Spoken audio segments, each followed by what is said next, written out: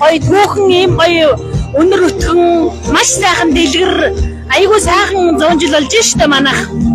Тэгээ юуны төрөнд нутгийн хаан зан олон бүгдээрээ сайхан энэ чадаад сайхан нааццаагаараа гэж хэлээ. Тэгээ бас мега гिचтэй баярлалаа. Энэ олон өнөтрөөс бас өөрхөн ярилцлага авахгүй яваад ирсэн шүү дээ. Баярлалаа. Маш том боломжтой энэ чинь бас.